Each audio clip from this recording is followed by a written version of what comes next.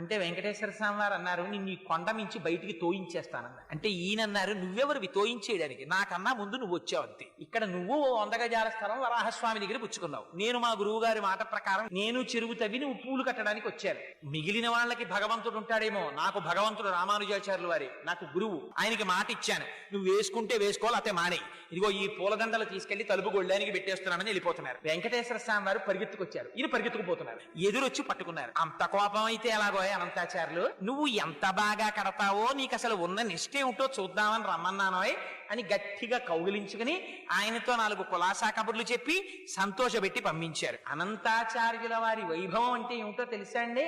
ఆయనకోసారి జ్వరం వచ్చింది, గుళ్ళోకి వెళ్ళడం మానేశారు. మానేసి శిష్యులకి ఇచ్చి పూలదండలు పంపిస్తుండేవారు. పంపిస్తుంటే ఆయన మంచం మీద పడుకుని ఉంటే వెంకటేశ్వర స్వామి వారు అర్చకుల్ని పిలిచి, రావట్లేదే అనంతాచార్యులు 3 రోజుల నుంచి అని అడిగారు. ఆయనకి తెలియదా? అడిగితే అర్చకులు అన్నారు, కొంచెం జ్వరంగా ఉందండి,